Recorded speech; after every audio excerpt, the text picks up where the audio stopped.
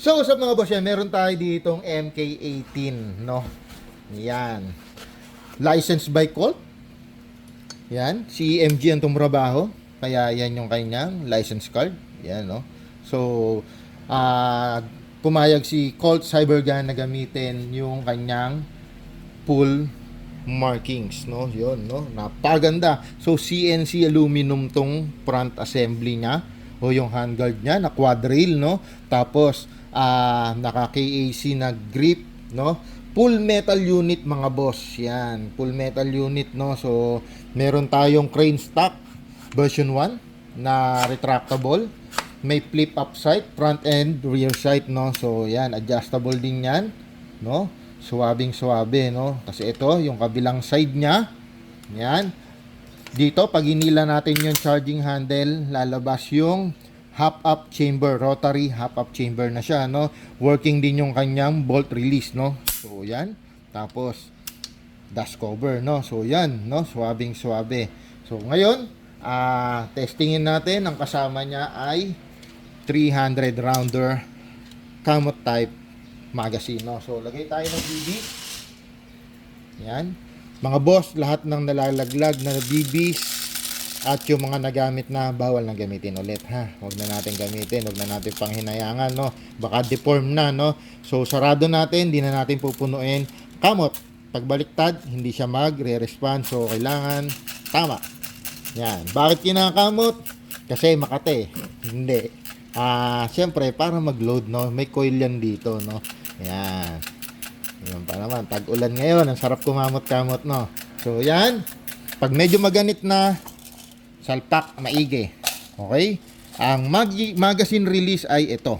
Pag pinindot mo yan, magre-release ang magazine. Pag eject ng magazine, may 4 to 5 BBs na malalaglag. Why? Kasi laman yon nung chamber. Ngayon, magko-chrono check naman tayo, no? So, yan. Kamutin natin.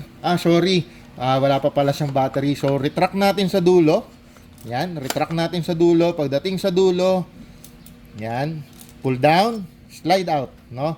Ito yung compartment ng battery o yung buffer tube, no? Ngayon, nilagay ko siya sa safe kasi maglalagay tayo ng battery, loaded na siya, no? So, gawin natin. Hilain ng dahan-dahan yung mismong plug. This is Tamiya plug, no, mga boss. Pasok na pasok. Ayun.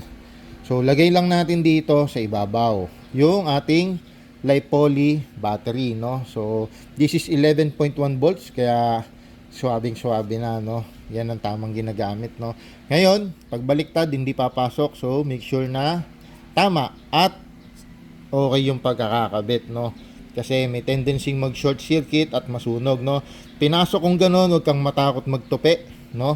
Dahan-dahan lang, tas pasok mo to. Yan yung ating butt stop. Pull down, slide in. So, yan, retractable na ulit yan. Nasa number 2 tayo, no? So, ngayon, kuchrono check natin. Okay? Para malaman natin yung lakas, yan, no? Yung pala, guys, kung makikita nyo, no? May full markings ni Daniel Defense MK18 RIS2, no? Yun yung palatandaan na, guys, pag quad rail, RIS2, pag M-lock, RIS3, no? So, yan. Chrono check sa 0.20. Daniel Defense MK18 EC603 firing 434. Okay yung response ng semi. Full auto tayo. Firing. Grabe, no? 16 ang ROF. 16.8. Tapos 423 FPS. No? Suwabing suwabe. Mga boss, pagkagaling kayo, especially stock yung unit nyo, wala pang ginagalaw, no? Paggaling kayo ng full auto, magpaputo kayo ng semi, no? Magano kayo ng semi kahit 2 beses, tsaka tayo mag-save. Why? Para naka-rest yung spring natin, no? To remove the magazine, press mo yung mag-release, may malalaglag na 4 to 5 BBs. But, huwag kang magpapakasigurado.